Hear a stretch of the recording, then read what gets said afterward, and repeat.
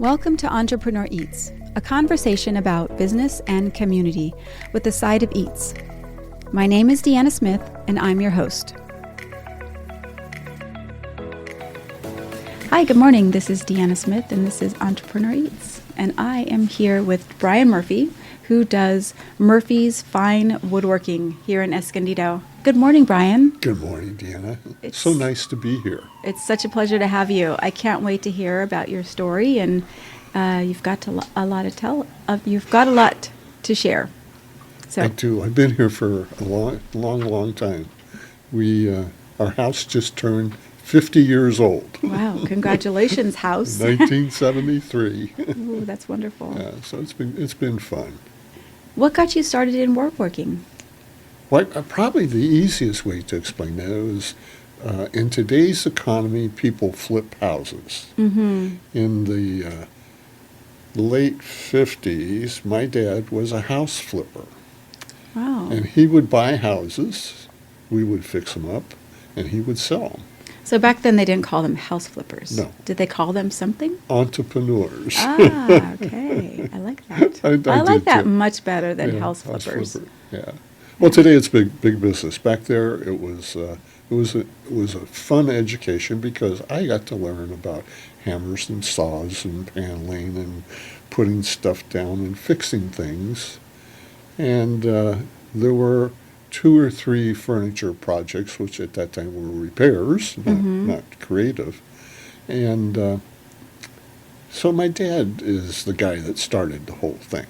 What's your dad's name? Henry. Henry. Francis Murphy. All right.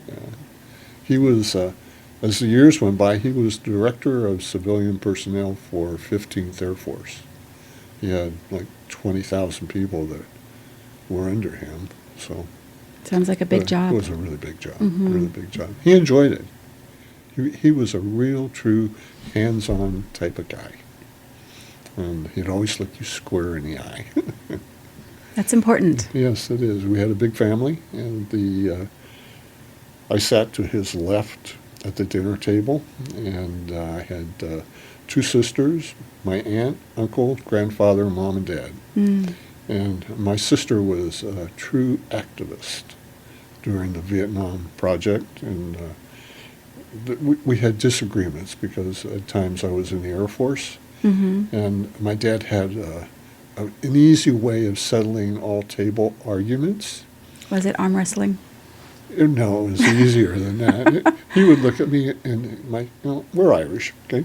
He doesn't speak with an Irish brogue, but when he was upset, he'd go, "Brian, the back of my hand you're going to be getting, and the rest of my arm will be following it. Oh. Apologize to your sister."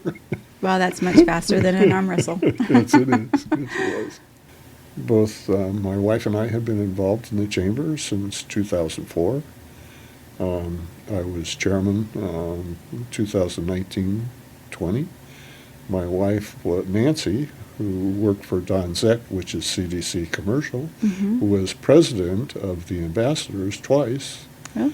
And, we have enjoyed our relationship with the chamber. It's been very important to us as a businessman.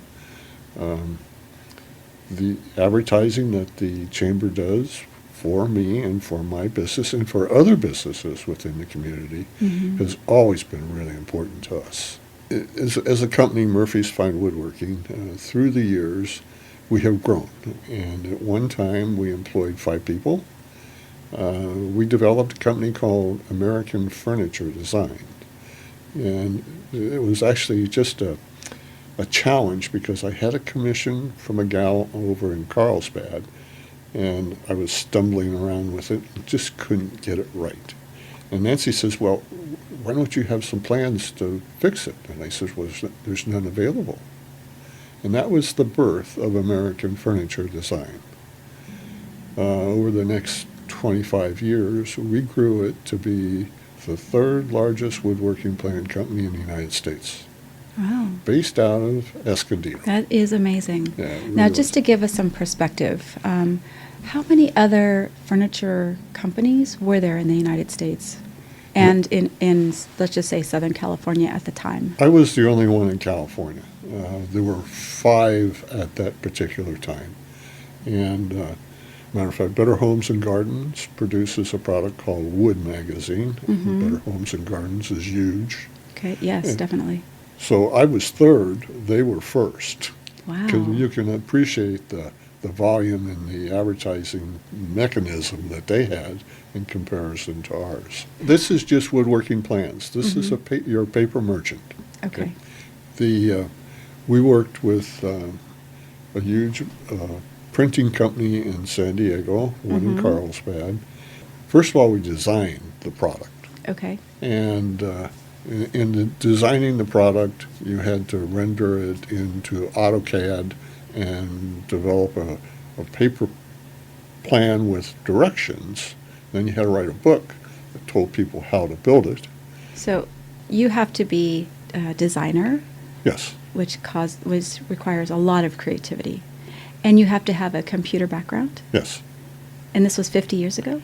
No. Sorry. How many years ago? This was 25 years ago. Okay. Still a t- significant amount of time yeah, in well, the computer world. Absolutely. Okay. We used AutoCAD. AutoCAD was new at that particular time. Right. We started in 93, thereabouts. And I had a young man by the name of Kelly Kruger, and he was a design engineer. And he came to me to do something, and I said, well, Kelly, why don't you help me design all these pieces of furniture? And for 25 years, he did all the drawings, and they were perfect, Wow. just perfect. So people built furniture all over the United States from plans that we had designed. And once the concept grew, some of the most famous woodworkers in America reached out. And our catalog at that particular time was 68 pages long. So it's a big catalog. And it had some of the most famous names in American woodworking in the front of it. Gary Knox Bennett, who was just an amazing guy, and he just passed away, unfortunately, here about 3 months ago. Michael Dunbar is the Dean of American Windsor Chairs. At the George Washington Mount Vernon, there are 30 chairs on the porch, and they were all done by Michael Dunbar. His accolades and recognition is just amazing. He and I are about the same age, so he's semi-retired now. Our catalog, matter of fact, our brochure read like who's who in American woodworking. That's one of the things that actually helped us become number 3 in the United States.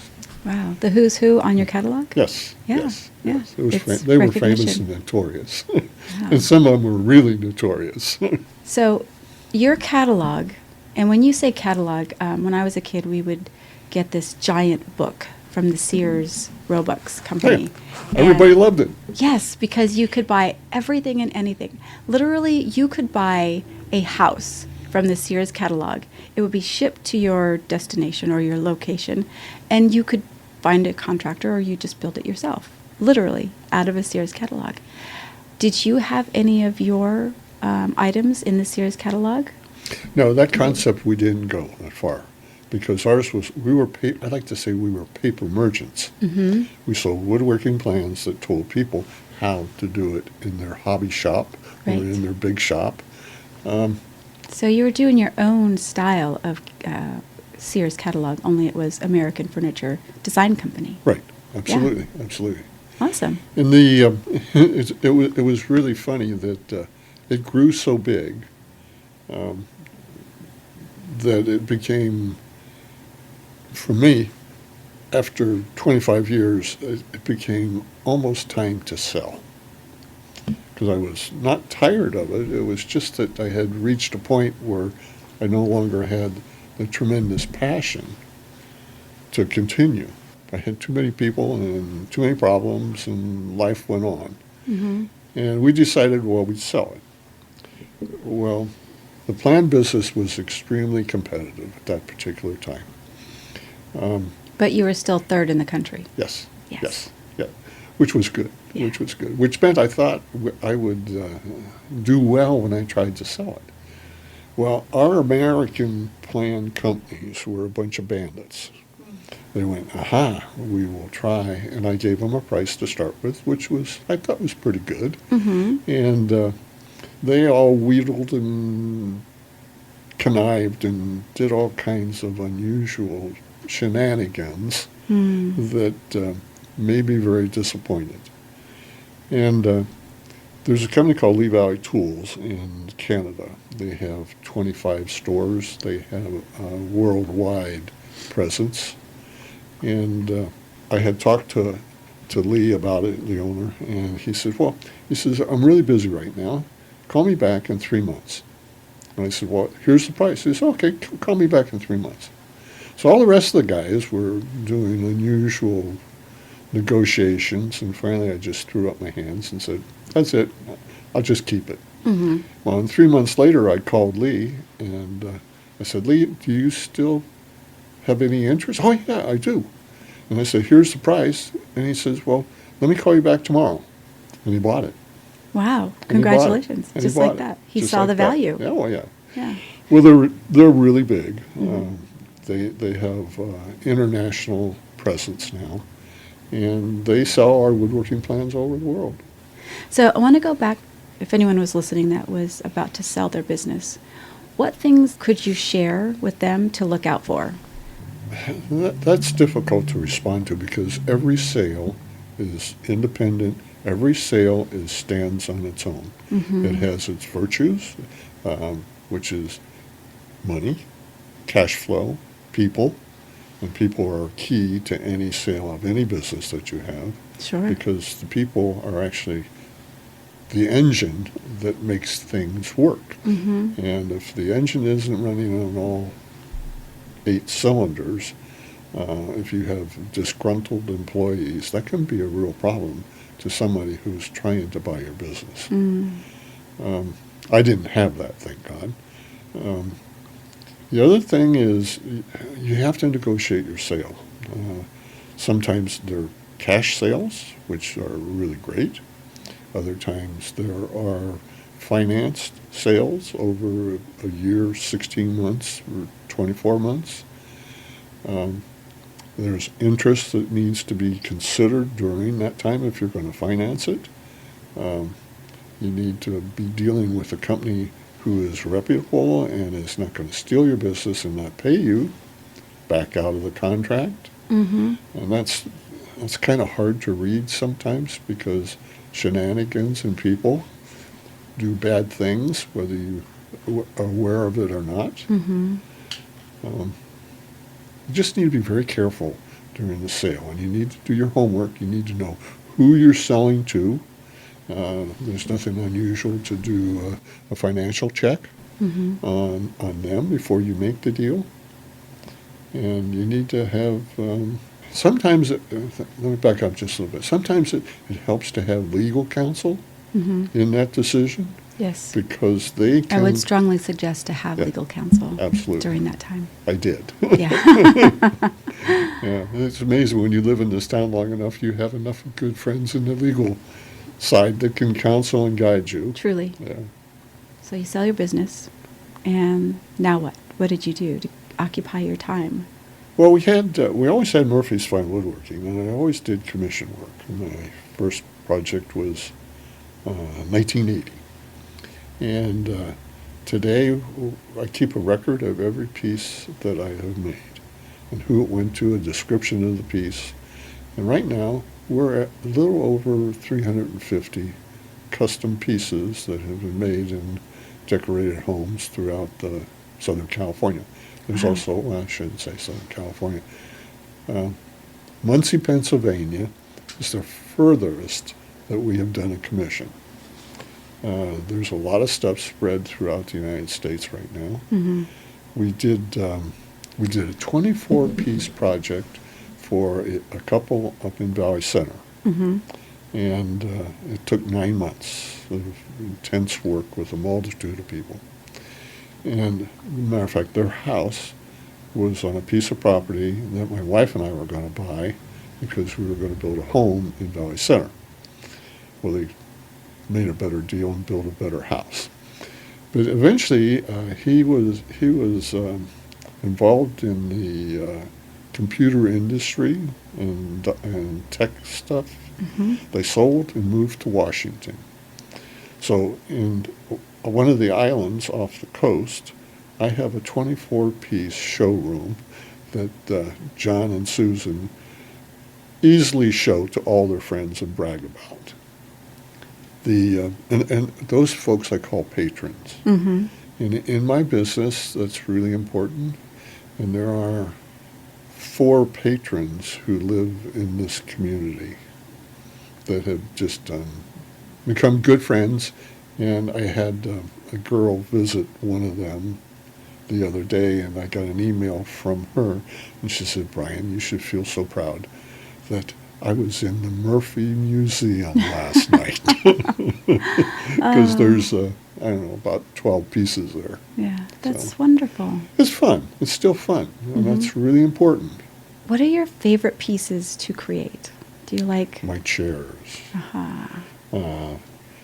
We build 4 different Morris chairs. And it's our rendition of the Morris chairs. They're modern. They have a nice look to them. And I've had the opportunity to teach back east in a couple of woodworking schools. And the first thing people say, "We love your chairs." And there's a whole bunch of them now. Well, they are beautiful. And they're very comfortable, too. They're adjustable. And you can sit in one of our chairs, read a book, and have a glass of wine and take a nap. That's a good chair. I love all those things. Tell me about your journey, like when you are working on a design or you're working on a chair or a bed or even a baby cradle. Looks like you do baby cradles. The first baby cradle I made was for my grandson. Mm-hmm. My grandson is 27 now. There have been other cradles made. And when you make a cradle, it has to be perfect. There's stories about people that, to make them rock, they don't have motors in them. I have a customer that I did one for that tied a string on his foot, and the cradle was across the bedroom, and he would wiggle his foot to make the cradle rock. That's a true story. I believe it. One of the requirements of a Murphy cradle is that when I deliver it, the child's name, full name, and date of birth is on the bottom of the cradle. And as new additions are made, that's passed down. Well, the cradle that we made for my family only has 3 names on it, and it now resides in Albuquerque, New Mexico. But I will share an amazing story, though. Joe's Italian restaurant here in town, my favorite place to eat. Sure. Good Italian family. When Barrett was born, he is now early 20s, mid-20s, give or take a little bit. So his name is the first name on the bottom of the cradle. Guess how many names are on the bottom of the cradle today? Well, they're Italian, right? Right. Okay. 9. Oh my God. 9 names on the bottom of that cradle. Wow. And they are so proud of it. They're just waiting should to be. start the next recycle Sure. with grandkids. Oh, wow. So, What really- an heirloom. Yeah, it is. What a wonderful heirloom. Just telling that story brings back the importance of fine furniture. Yes. Just brings back that true craftsmanship. We like to think that we do that the very best. Yeah. We do true mortise and tenon joints. Tell me, what does that mean? And it's a joint that one part of the wood has like a tongue on it, and the other part of the wood has a hole in it. And the pieces go in like this. Mm-hmm. And it locks it forever. Wow. So that joint will never come apart. Never. There are no screws in the stuff that we do. That is extraordinary. So it's what you pay for. It's Sure. what you pay for. You can go to IKEA and get your instruction book out, and you can screw everything together, and you can kick it, thump it, and in 6 months it'll fall apart. Sure. You'll never have that experience with Murphy's Fine Woodworking. How do you think we'll keep that alive? Oh, in my industry, there are not thousands of people like me in California, but there are a multitude of folks who build beautiful furniture.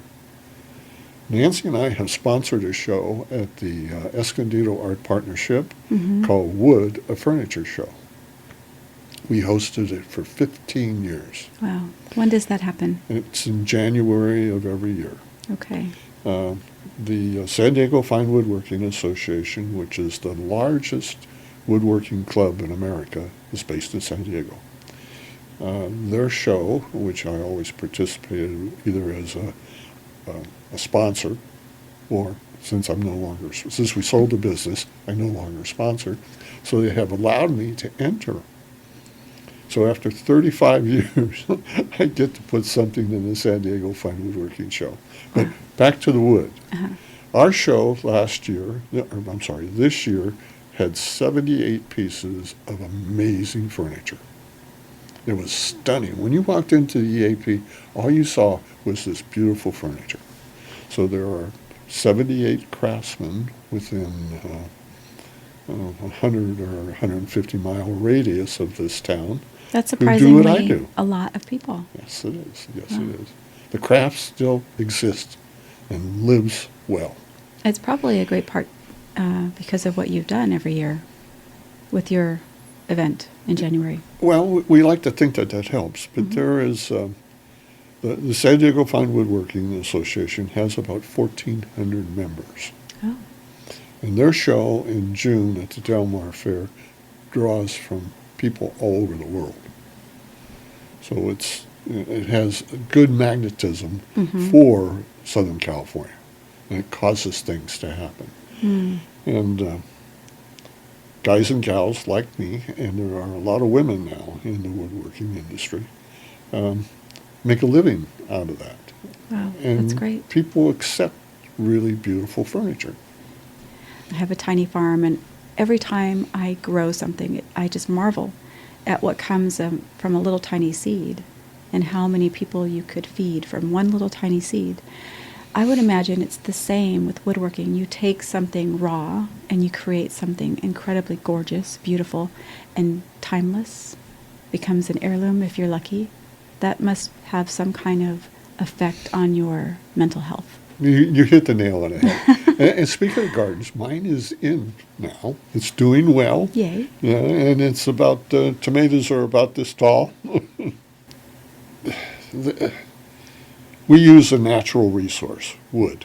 Yes. And wood is so varied and so beautiful. Mm-hmm. And we do a lot of work with cherry, which is one of my favorite woods. We do a lot with walnut. And I have found curly maple to be amazing properties. They are just stunning, just stunning. What is curly maple? It's like your hair.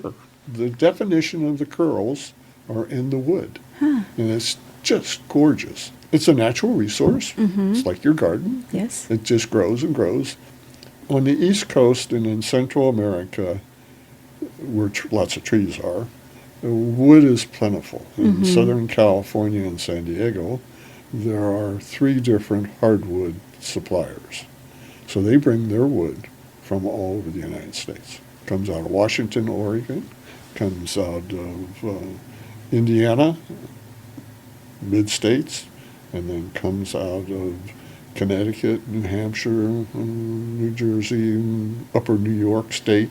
Mm-hmm. And then some of the southern states produce a lot of the oaks. But here, do we have anything that grows other than oranges and avocados? Well, some would say palm trees. They're everywhere. Right. I've got a lot of eucalyptus. And that's easy wood to work with. Yeah. It's not bad. It's Mhm. not bad. But it's not as gorgeous as the other guys and gals. Agreed. Yeah. Agreed. And do you have a favorite? Do you have a top 10? What's your favorite wood I to work love with? cherry. I'm doing a lot of work right now in white oak Mhm. and red oak. The next project up is cherry and curly maple. What makes them your favorite? Well, some are hard to work with. White oak is like, remember the boat that was called Old Ironside during the Revolutionary War, Okay. War? Yes. It was America's battleship, Okay. and it fought the English, and the English were shooting their cannons at it, and the balls were bouncing off the hull. Wow.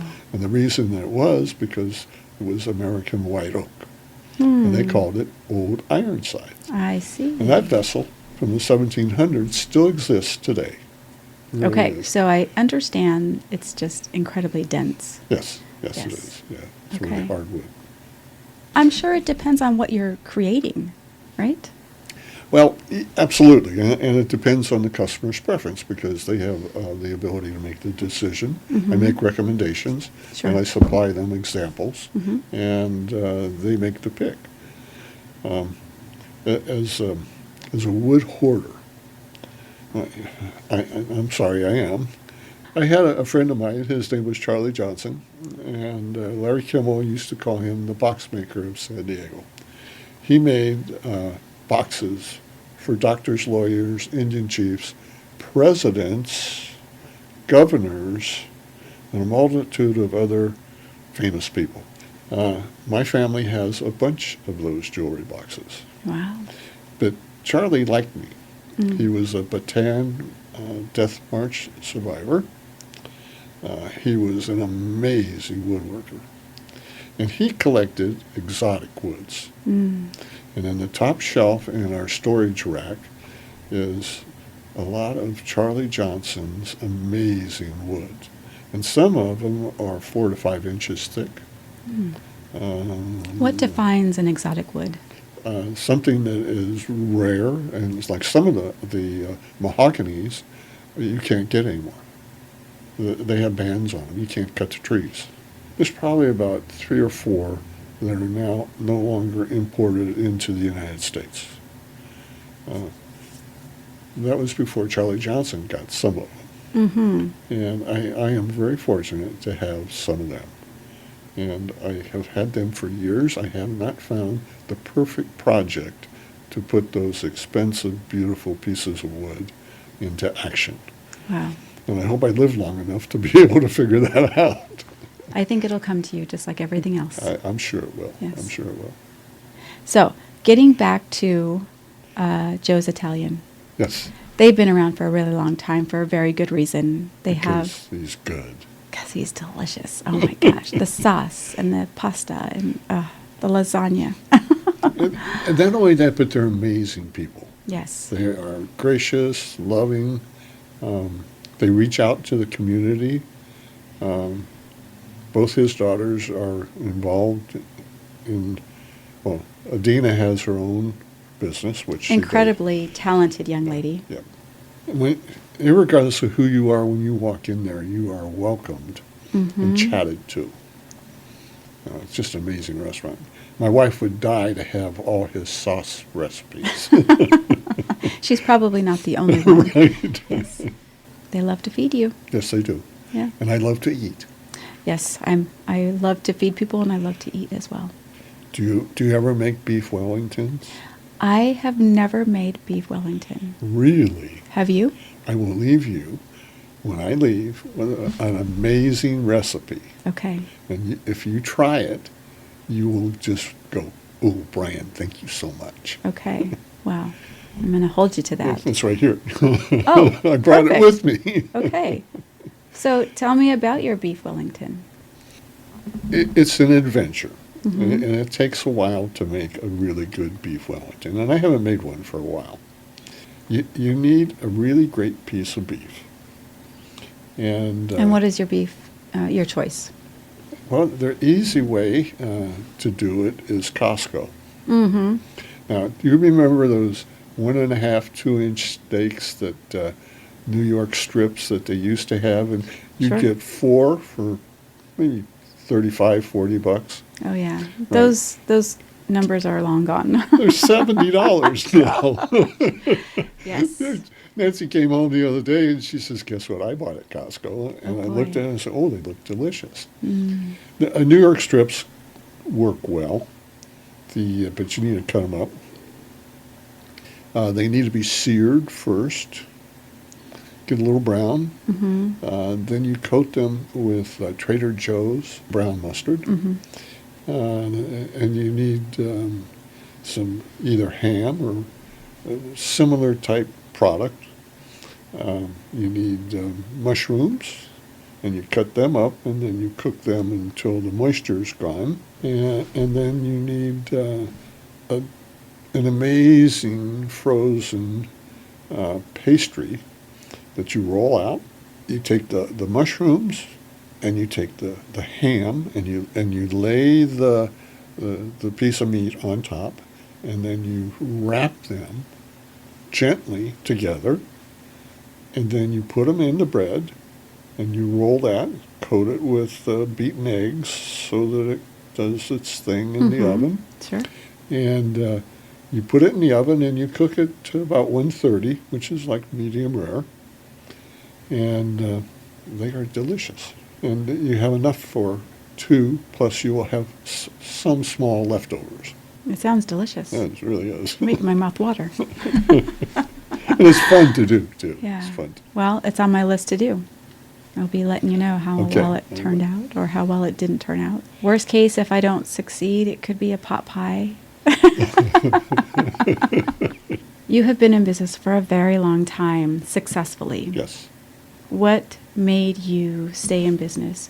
Because the hardest thing in business is staying successful and staying in the black. Well, that's a challenge. It's like life. Truly. Life has ups and downs. A business has ups and downs. Mm. It's driven by the economy. My business is discretionary income because I'm expensive. People need to want my product. And you need to continually, as a businessman or businesswoman, you need to be in front of the community all the time. And you need to, when appropriate, you need to donate your time, and you need to donate your product. Mm-hmm. You need to be involved and reached out. When you do that, people who are aware of who you are, and you need to be talking about not who you are, but what you represent and what you can do. And in business, the worst word that you can use is the word I. Agreed. It has to be we. It has to always be we. And those people that live in the world of I fail. Mm-hmm. They do. And if you learn that little lesson out of this conversation, it's really important. That's great advice and a great reminder. One of the really important aspects as a business person, if you talk less and listen more, you will be amazed at what happens, because you give the potential customer the opportunity to tell you what they want. And you don't tell them what you think they want, because eventually they're going to tell you what they really want. And that's the best way to keep a customer. Right, absolutely. Thank you, Brian. This has been a delight. Thank you very much, Deanna. I have had a wonderful time learning about your journey. I hope you come back and we do a part 2, because I feel like there's more to talk about. Oh, I would be more than happy to do that. Okay, wonderful. Thank you so much for having me. It's been a pleasure. I'll right. see you next time. Okay, Thank you.